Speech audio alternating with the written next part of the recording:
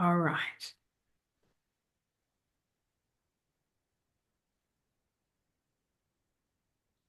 Hi, everyone. Welcome to tonight's session. I'm so excited that you're here with us because today we have got a very special guest with us. And he's going to be sharing some amazing insights that are going to be really relevant in small business. So I'm just going to keep everybody's microphone and videos off for our session tonight. And if you have any questions, absolutely just pop them in the chat, and we'll be able to help you there.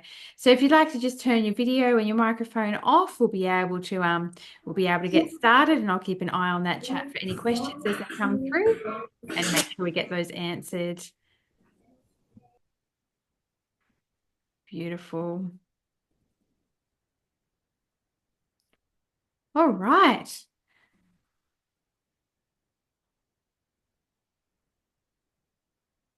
Wonderful. Okay. All right. So, everyone, welcome. Thank you for joining us for tonight's live session. I'm so excited that you're here with us for what promises to be a really inspiring conversation with Garry, who is the chairperson of the board here at Business Station. So, tonight's session, it's part of Business Station's ongoing commitment to supporting small business owners to grow and to succeed. So, if you're a small business owner or thinking of even launching a product into a competitive market, especially a product that's priced more at the premium end, then tonight you are in exactly the right place, because joining me tonight is Garry Johnson. He's the chairperson of our board here at Business Station, and he's the former CEO at Steel Blue Boots, and someone with a wealth of experience both in leadership and in strategy, not just in manufacturing, but in banking too. So Garry has led Steel Blue's growth from a local player to a globally recognized brand who I'm sure that you've heard of. And he's had successful expansion into the US and Europe as well, all while maintaining premium pricing in a very competitive and price-sensitive industry. So Garry, thank you so much for being here. I'd love for you to introduce a little bit more about your background. Well, thanks, Trinity, and thank you again for organising tonight's opportunity. For those who don't know me, my current role, or my most important role at the moment, is Chair of Business Station. And as you know, Trinity, we're all about trying to help small business succeed. Prior to that, as you mentioned, I was CEO at Steel Blue Boots for nearly 15 years. And when I started, obviously, we very much domestically focused. And as the brand grew and as we grew, we expanded internationally, as you talked about. And that wasn't without its challenges, which I'm sure we'll touch on later on. But we managed to navigate a way forward. And prior to that, I spent most of my life in banking. Don't hate me, I know bankers aren't that popular, but I was always on the business side of banking. And my most recent roles were heading up commercial banking at Bank West. And prior to that, I also headed up their small business banking, financial markets, and asset finance. And I also had senior roles at Westpac, always involved on the business side of banking. And that role gave me the opportunity to visit a lot of businesses. I'd go out as a senior manager to meet our clients, to thank them for their support, but also learn about their business. And in that process, you pick up little snippets and you get a sense for a business that's really going to succeed and others that, I hope they make it. And because I want small business owners to succeed, they put it all at risk, and they put it all on the table, and I want to see them succeed. Absolutely. Oh, that's fantastic. And thank you for giving us that background, Garry.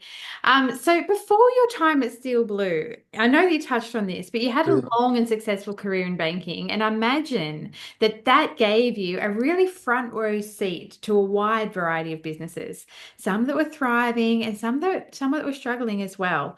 So Yeah. let's start by taking a step back to that time. And what patterns or practices did you notice in the businesses that stood out from the crowd? Yeah, thanks, Trinity. Look, the first thing is they're all simple things, but the first thing I noticed, you walked into a place, there was a vibe about it. You Mm. walked in and you had a sense that the team, the whole place was switched on. And the thing I was most proud of when we had visitors at Still Blue whether it be politicians or clients, they'd say this place has got a really positive vibe about it. So what's that positive vibe? If you break it down, to me, it's the way you're treated. You know, do people greet you when you come in? Do they seem proud of the business? Is the place neat and tidy? You know, like I noticed those that were successful, they didn't have to have the fanciest premises, but they were neat and tidy. There were no weeds, there was no cobwebs. The place was neat and tidy. And that showed, especially if you've got a premium product, how can you demand a premium price if your own business looks really shabby? Doesn't make sense. So there's a sense of pride. And as I said, that obviously meant there was a good culture in the business. You know, culture wins every time. We all know that. So that meant there was a good culture. People were proud to work there. And therefore, I think it flowed. That's obviously leadership. But if you get beyond that, on the more business side of things, the ones that were successful, the owners understood the numbers. You know, a lot of people I know, I've met a lot of business owners that go, oh, that's the accountant, you know, numbers, you know, that's not me. I'm all about this premium service, this premium product. The numbers, I leave that to the bookkeeper, accountant. No, if you want to be successful, you need to understand the drivers of your business so you're across them. You don't have to do all the work. You just need to be across it. So when you see a trend going the wrong way, you can ask the right questions. The other thing I noticed, they stayed in their lane, you know, and conversely, sadly, I also saw businesses that got out of their lane, and whether it's a project that's 10 times bigger than they normally do, and they get burnt because they don't understand the risk. So staying in your lane is really important. And that hit home to me, Trinity, when I was in Ireland, of all places. I went to the Guinness factory, and nice place to go visit. But guess what? They only make Guinness. That's all they do. They don't try to make wine. They don't try to make scotch, just Guinness. So they stick to their lane, and they own that stout market worldwide. I can't think of another brand in that marketplace. They own it. They stuck to their lane. So sticking to lane, I think, is important. And you've got to understand your secret sauce. You know, we used to use buzzwords like key success factors when I was in banking, and, you know, but basically I would ask people, what makes your business different? What's so different about your business? And it could be, you know, your product, could be your service model, could just be the way you go about it, the way you respond to customers, you know, but what is it? And the ones that were really successful, they understood that, and they kept that precious. And I know it's still blue. We felt our culture was a key point of difference and our customer focus. And we'll talk about it later when we get into the international side, but we fought hard to make sure that culture stayed in USA, it stayed in Europe, the same culture, because we felt that was part of our secret sauce. It wasn't just the great boots. It was the way we did it. And I guess the other thing to me was you've got to sort of make sure that you understand the risk in your business. As I said, stay in your lane, understand the risk, but also when you're trying to grow, make sure you've got a base first. Too many people want to, you know, open up in every state. We'll talk about it later on, but when we went to USA, we just picked Texas initially because you can't spread yourself too thin. You know, so they stayed in their lane, but they knew their market, built a base, and then used that cash cow, for want of a better word, that base, to then start expanding into different markets. And I guess the ultimate was the successful entrepreneurs were drivers. And what I mean by driver, they're people who just make things happen. You know, they've got a business plan, which is great. It's great to have a plan, but you still got to execute that plan. And the ones that were successful, they were the drivers. When there's an obstacle, they just saw it as a hurdle. Yeah, we'll find a way around it. Doesn't stop. They keep pushing. And if you're not a driver, I think you're going to struggle in business to expand rapidly because you're waiting for, you know, the marketplace to happen. You need to be that driver, people who make stuff happen, find a way around obstacles, just get on with it. So there are a few little snippets from my banking days.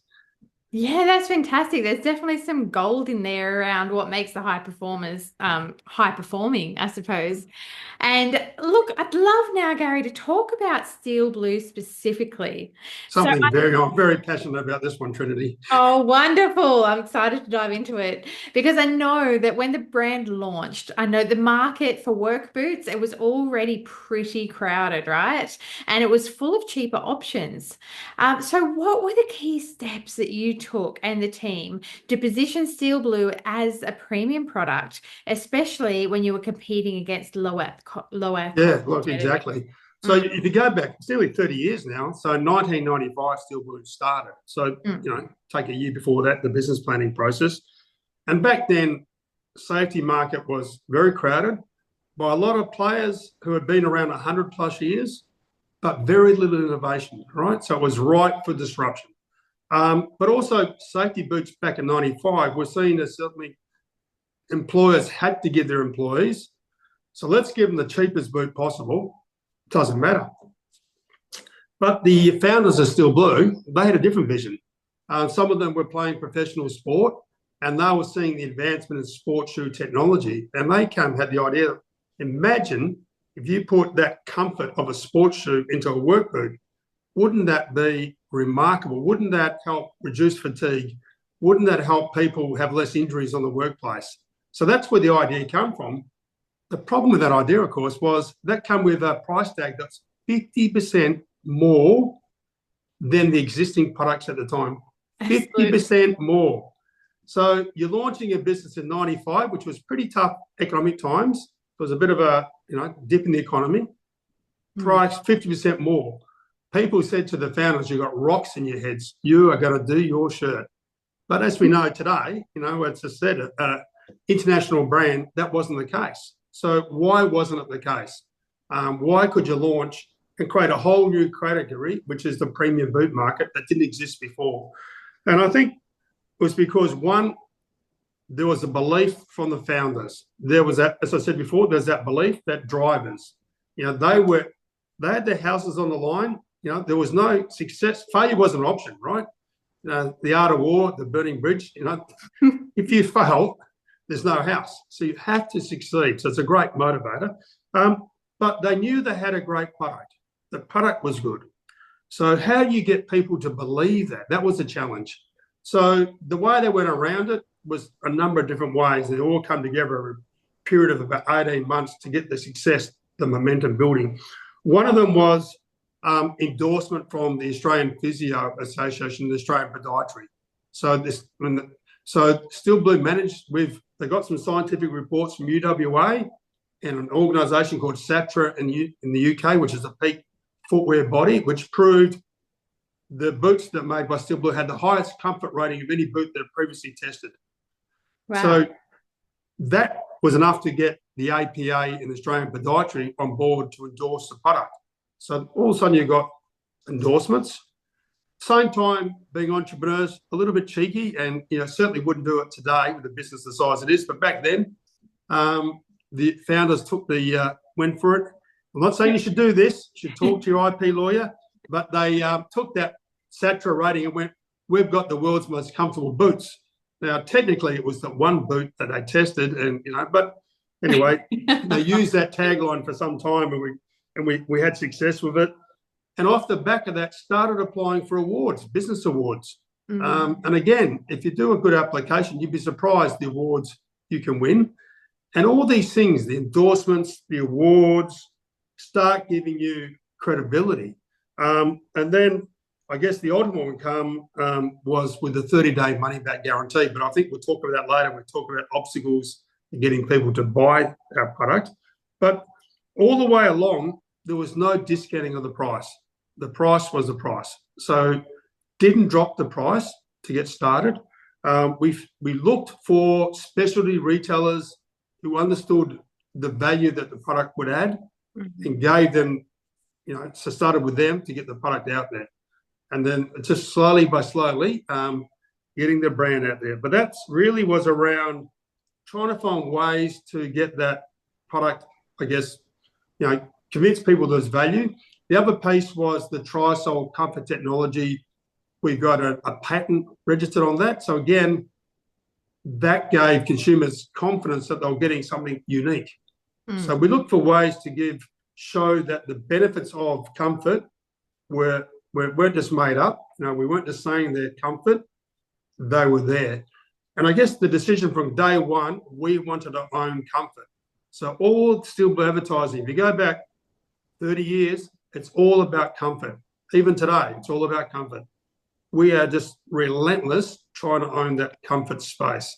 So if you understand your secret sauce, don't just say, oh, I'm bored of that because we've been talking about it for 3 years. I want to talk about something else. Stick to your secret sauce. I love that consistency. And I think as small business owners breaking into markets, and one of the most common things that we hear here at Business Station is they're worried about their pricing and they just enter that race to the bottom. So that was really good to get that insights about how to maintain that premium positioning. But Garry, for those that are watching who might worry that their product or perhaps their service is too expensive, what would you say to someone who is nervous to charge what they're truly worth? Yeah, don't be, first of all. My experience, and this is going back to my banking days as well, Trinity, we as individuals have more doubt in what we're worth than what the marketplace. And so first of all, you've got to have self-belief in yourself.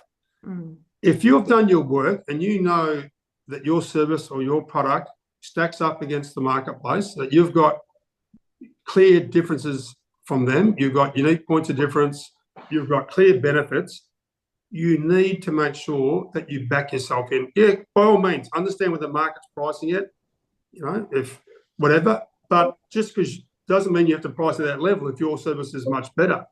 You don't see Mercedes or Porsche dropping their price down to the price of a Hyundai. They keep their price. So once you start discounting, it's a bit of a downward spiral because then you've got to cut costs. You cut costs, you can't afford to spend money on your brand. So you've got to, whatever limited budget you've got to use it to support your brand in terms of the positioning as a premium, whether it be your website, your social media post, your packaging, the whole lot, your emails, footers, it all has to look premium to match the expectations. So if I go to Hungry Jack's, there's an expectation I'm not going to pay more than $10 a burger. But if I go to Grill, there's an expectation I'm going to pay more. Why? The seating's better, they've got better packaging, they fancier marketing. Straight away, I know I'm going to pay more. But if you discount, you're in trouble. So, yeah, which is easy said when you're established, but when you're in the early days, and I know ourselves, we went through this in USA and Europe trying to get established. So try to think of other ways you can add value. And maybe if you're providing services, you might say, if you sign for 6 months, there's 1 month free or something, but you're getting something in return. Or you may say, in our case, we might say, we'll do a number of gift with purchases. So we'll provide you some socks at low cost to us to give out for people buying the boots as a promotion. Doesn't drop the price, but it does help get you some traction. But as I said before, the biggest part is holding your nerve, but making sure that all your marketing and branding support your positioning. So if you're positioning premium, you've got to sell that benefits. What are the benefits? Too many people, as you know, Trinity, focus on the features of their product or the features of their service, what they do, but they don't talk about what that product or what service they offer, how it benefits the person buying it. So focus on that. If you look at a lot of the luxury car ads, they don't talk about what sort of brakes or air conditioner or power windows, none of that. It's all about how you feel driving that car. So it's about the benefits and how you're going to feel the emotion side of it. But as I said, discounting is the hardest part. You've got to hold your nerve. Precisely. And I think you touched on a couple of really valuable points there, Garry. Like one of them is the value add, including some socks or something like that you can, a value add rather than discount. Yeah, or use case studies, testimonials. Nowadays, back in Steel Blue, there was no social media, so you had to use, case studies. But now, you can use case studies and take snippets of that into your content for your social media feed, into your reels. But, those testimonials and case studies, they help show the benefits. Absolutely. And you touched on something else, Gary, that I want to just circle back to as well. And it's around brand credibility and communicating that value. Because I know that a lot of small businesses, they don't have the massive marketing budgets that the big brands do, like the Mercedes or the others Yeah. mentioned there. And I know that Steel Blue didn't either when you guys first started out. So I'd love to ask, how did you actually communicate the value of Steel Blue with Yeah, look, those big brand exactly. resellers? And look, I wasn't there, but when I talked to the founders that first year, I joined after a few years later, but that first year of the business, it was touch and go, right? Everyone was living hand to mouth because, as usual, and I sort of touched on it earlier, but setting up business typically requires more cash than you think, and the revenue starts coming in a bit later than what you think. People are too optimistic, and maybe a bit, underestimate the expense side. So how do you do it? So they had a very skinny budget.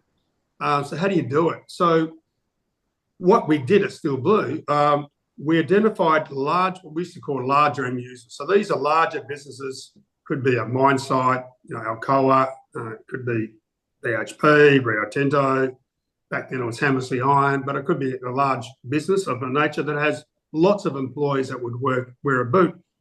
We would call out to see them and find out who the decision makers were. Typically, in our case, it was the procurement people, the safety people, and maybe a union rep.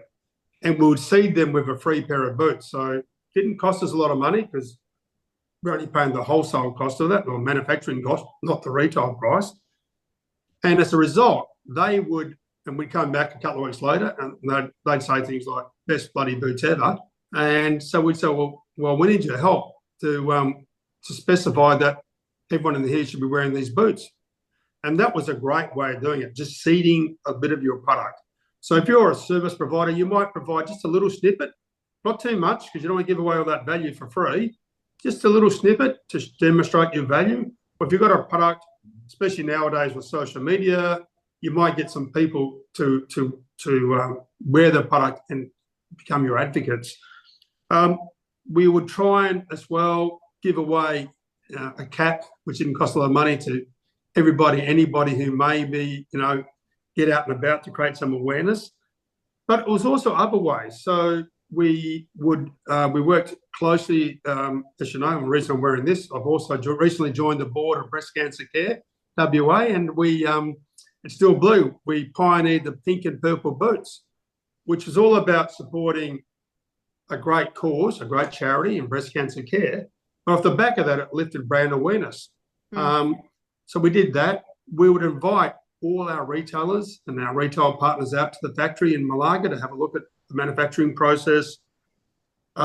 We definitely went down the awards path, as I said earlier, to try and create that awareness of the brand using the awards as the piece. And we spent a lot of time with as I said, we started off with specialty retailers and we would go and spend time with them. And if you spend time with the people who are selling your product and you explain your product, they're more comfortable in selling your product. But also a bit of a relationship occurs. I go somewhere to get my coffee and now I feel bad if I went somewhere else, right? Because I formed a relationship with the barista, so I would feel bad if I went. I feel a bit guilty sometimes. I go somewhere else, don't see me. So you formed that relationship. And one of our earlier sales reps, Murray Stelly, used to make himself a Mars bar slice and go around to retailers and drop it off. Just little low cost things like that, right? But they just love Murray because of that, and they felt duty bound to promote our product. And of course, I touched on earlier the testimonials and case studies. Nowadays, you use that in reels or whatever in your social media feed, but that was a really big one. The other big one, of course, for us was the 30-day comfort guarantee. That was a game changer. That's not going to apply to every business, but it did for Steel Blue. So we've been going for about a year, struggling to get uptake, and the idea came up, why don't we offer a 30-day money-back guarantee? And, of course, the board's initial response was, we can't do that. We'll go broke. Everyone will return their boots. And the consultant we had at the time, this is why when you've got some money to pay for a good consultant, you should. And we did. And the consultant at the time, Mel Emery, said, well, hang on. You just told me these are the best boots, the highest quality. What do you got to worry about? What's your return rate? It was like 0.005%. So what's there to worry about? So we offered that 30-day money-back guarantee. And I just overcome a big ejection from that. The people that we bought the relationship with, all of a sudden they felt comfortable. Well, I'm going to promote the boot because even if it's not as good, I'm sure it's good. I know it's good. But if someone wears it and I don't like it, there's no blowback on me because I can come back and get the money back. Mm. And so that's not going to work for everybody. But I think, Bunnings might have copied Steel Blue with their price discount. Just saying. Yes, yes, there's definitely some points there. And look, I think that there's some great insights in what you just shared there, Gary, around what you did in those early years to really build that trust, that credibility. Relationships are obviously really key points there. But something I'd love to touch on before we run out of time as Hmm. well is something that every small business owner faces at some point, and that is resistance and pushback. So did you experience any pushback from customers, from suppliers, stockists, particularly in those early years around pricing? Yeah, we did. Everyone said it's too expensive. It's not going to sell. So that's why we had to go to work and get that, I guess, the evidence to support our claim about the comfort benefits. So we worked with UWA, worked with ECU, worked with SATRA, the peak body in the UK, to get empirical evidence to support our claim. Now, people didn't read the reports, but once you told them, here's evidence from UWA, okay, I believe you. So that's all there if someone wanted it, but rarely anyone wanted to get to the weeds. They just wanted to know there was that support. And it came around to educating that store staff about the benefits of the product Hmm. and encouraging them to say, and then all of a sudden, they'd come in, someone going, I want to buy a pair of boots. Have you heard about Steel Blue? No. Well, they're a new WA startup. They've got they've got this concept from taking sports shoe technology into a work boot. They've got all this, and they've done this great work. They've been proven to be the most comfortable boot. Why don't you try them on? So it was getting those advocates. Bear in mind, we were the brand, the manufacturer, and the wholesaler, but we were never retailers. So we never crossed that retail path. We've always stayed true to our brand manufacturing wholesale, never into retail. So it was around building those relationships I touched on earlier. It was around trying to find ways to give them comfort. So it was a 30-day comfort guarantee, doing in-store promotions. So again, not just getting the price, but buy a pair of Steel Blue boots, go on the prize to win, a holiday to meet, etc. And then as we got bigger and started clocking a little bit of success, we then made that big step to get a brand ambassador. And for us, we chose a ripper, and the great DK Lilly, the great Australian fast bowler. And again, he gave credibility to our brand. Because one thing Dennis did as a professional sports person was not signing up with 1,000 different brands. He only picked a few that he really believed in. And that gave us great credibility as well. But again, in the early days, we couldn't afford that. And even in the early days, Dennis was quite generous to us and we couldn't afford to pay him much, but he just wanted to work with us. So that was very nice of him to do that. Oh, that's fantastic. And I can hear like there's some really good tips in there around what helped you and the team stay the course and hold your value. Even though it might have been quite tempting to lower your prices, you were able to lift your credibility there. Yeah.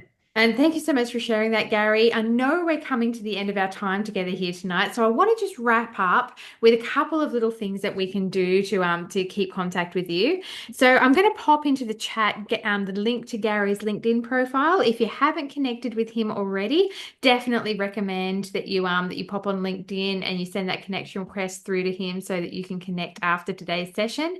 And also just watch for his updates as he shares further insights about how he has found success in business and the tips and tricks that he finds and the patterns that he sees, because obviously he's got so much wealth of experience to share with us. And if you would like any further support after today as well, as you know, with Business Station, we offer a free one-on-one business coaching session with one of our expert coaches. If this is your first time, make sure you click that link in the chat. I'm just popping it there so you can book in your first session with us for free.